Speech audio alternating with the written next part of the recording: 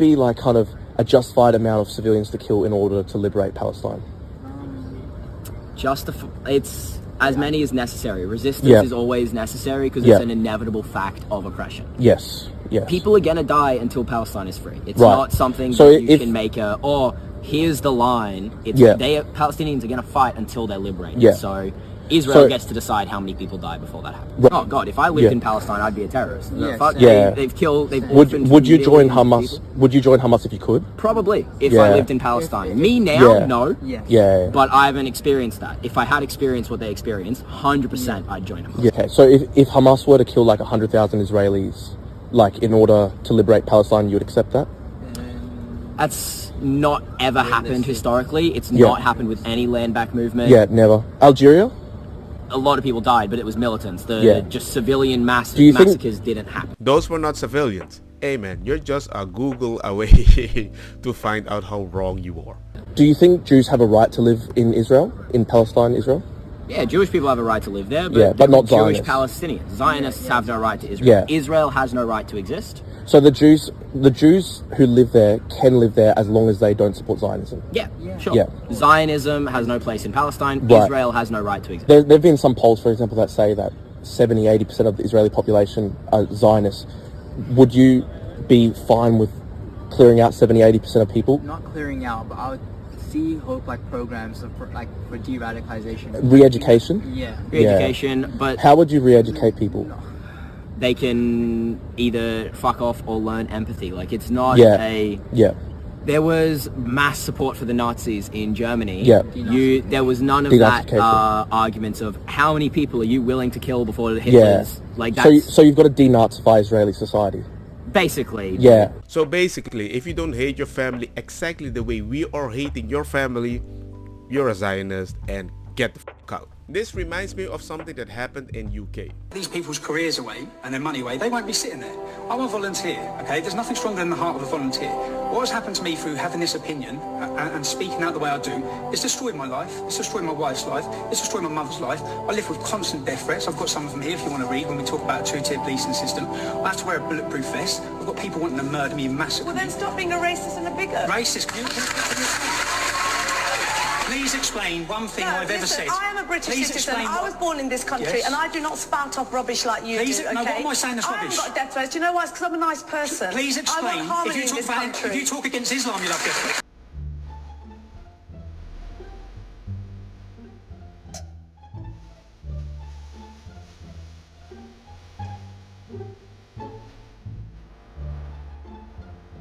As a result of that image, maybe, posted up, imagine the worst, vile comments I received them. And amongst them was a death threat. I mean, a death threat? What kind of world are we living in? This is 2017. This is Britain. Killing other people in the name of religion is a sin. The only thing necessary for the triumph of evil is that good men should do nothing.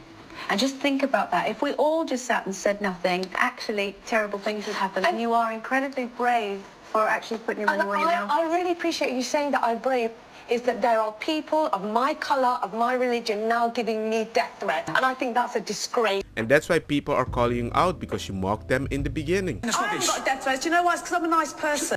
And now your friends are saying... And you are incredibly brave. But I wonder how much action has been put to make you feel brave. That I'm sure people are either going to misinterpret or they're not going to like it even if they interpret it correctly. But I'm going to say it anyway. So, look, I've done research into what the immigration laws are in Scandinavian countries, because Scandinavian countries look lit. I'm not gonna lie, okay? So there have been times in my life where I'm like, maybe I do what I need to do and enter a Scandinavian country, become a citizen, That's a W. That's E1. That's E1, that's a W. Obviously, I'm not gonna do that, but part of the reason why I'm not gonna do that is because their immigration laws are super strict. And you wanna know why they're super strict, Cenk? Because they have a robust social safety net that is paid for by the citizens. They pay a lot in taxes in order to have that social safety net. And so when immigrants come in and they haven't paid into that system, they see that as unfair, which is why they're very restrictive with immigration. That's racist. Finally, a left-winger that makes sense. Because they keep saying we need to be like the Scandinavian countries. But you don't vote or pass laws like that. These Scandinavian countries, they are not that big and they focus on their own people. That's racist. Donald Trump has the worst record of job loss of any president. So we just have to make sure people know. That was a global pandemic. He had the worst record of any president. We've had other concerns in our country. If you want to be an apologist for Donald Trump, that may be your role. You just witnessed Nancy Pelosi proudly display her hypocrisy in the context of the same interview, the same conversation within 3 minutes. You are technically correct. That was incredible. She goes from fear-mongering about Donald Trump and his lack of respect for freedom of the press, and then goes on to accuse an anchor at MSNBC, Katie Tur, of being an apologist for Donald Trump for simply stating a fact. Welcome to my channel. I'm an apologist. Remember to like the video. And by the way, I just want to but reinforce what Katie Tur said there. Look, I'm not going out of my way to defend Katie Tur, right? But she said something accurate. But the fact that she's being misleading, you think Americans aren't aware of that? When they see those kinds of lies, then they lose trust overall in the party that representative is representing, and that's the Democratic Party. They don't realize that. They think Americans are idiots. We're not idiots. I mean, they got the whole race voting for Democrats anyway. Why would it not work for the other ones? So rather than touting what Biden has accomplished during his economy, she goes negative, because that's all Democrats are now conditioned to do. Negative, negative, negative. Even when they get things done, right? Even when they have things to celebrate, their minds are not trained to focus on using that as part of their campaign. They've been focused on negative campaigning endlessly since what, 2015? And that's it. That's all they do. And it's misleading. People don't like it because it's dishonest. So Anna literally destroyed the main talking point generally by most Democrats these days. Amazing. How dare you? Do you think what you did last night was the right thing to do? It was the right thing to do. I hate propaganda from either side. I hate being told what I'm supposed to believe, so I like to go in and see for myself. So I snuck into the camp. It was very easy. I just put on a tacky outfit and went and bought the same wristbands from Staples. And I saw the conditions that were back there. I saw the sanitation hazards of them all using the same bucket to poop in. And I I overheard the conversations that they were having in there. It was full of hate speech. It was full of just calling for the bloodshed of Zionists. It was them being angry, and it ultimately started to get violent once my friend Cam Higby's cover was blown. Once they realized, as they were describing him as a white Republican, they immediately knew that they had to kick him out, and they locked arms. They were shoving him up the stairs and then back down the stairs to get him out of the encampment. And it just goes to show how aggressive these college students are getting. I just realized this is kind of disgusting. They use the same bucket to poop. It kind of makes sense. They're camping all day and they don't want to leave, and they want people to bring them food. Do they want people also to take their shit? For Palestine. Unique about this war, unlike every other war that I could think of, is you have an army in Hamas that has perfected the art of embedding itself and meshing itself with civilians so that you cannot hit them without hitting the people around them. Other armies have done this, but none have perfected it to the extent that Hamas has. And yes, I agree with all of the absolute tragedy and suffering of the Palestinian people, but what creates that is the way Hamas fights. And either we can say one of two things. We can either say Israel doesn't have a clean shot and they have to let Hamas get away with it because it's too much to bear. But then we are essentially creating a situation where terrorists have found the perfect solution, which is that you can cross the border, go house to house slaughtering your enemies, and then hide behind your own people and they can do nothing about it. It's a perfect strategy.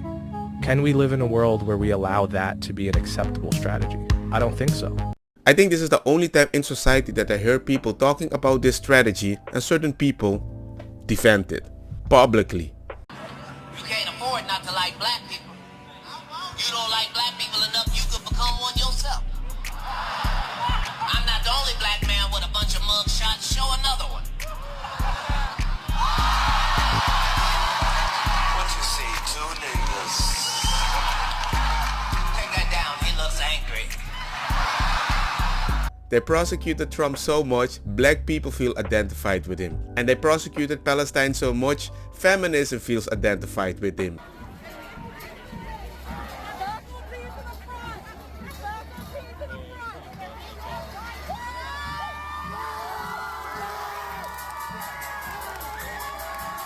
Israel left Gaza in 2005, meaning in 2005 there was no Jew alive or dead in Gaza. They even took the graves with them. It was ethnical cleansing of the Jews. Thousands of families forcefully uprooted from Gaza. And it was a test case for self-governing Gaza. Here, Gaza, we give you the keys to the greenhouses, we're leaving everything. You're free, become a state. And the sentiment in Israel during that time, I remember it because I was 15 back then, was a lot of hope that now Gaza is going to become the Singapore of the Middle East. And we were talking about the high-rises buildings that you saw that Gaza has. But what actually happened is that Hamas burned all the greenhouses, not giving the Palestinians the opportunity of economic prosperity. And then they got elected a few months later in democratic elections to become the sovereign government of Gaza. And once they got elected, they killed everyone who didn't agree with them. So when people tell me, okay, Israel might have blocked a bunch of stuff, I'm like, okay, cool, you're right, okay. Why is there no new democracy? There's no democracy until they win? Win who? Israel? Don't get me wrong, makosa kita bong. Put the fire na mi blonde, kush, hash, purple, skunk, criollo, colombici, jam, jam, turloqueta, verdeta, welcome.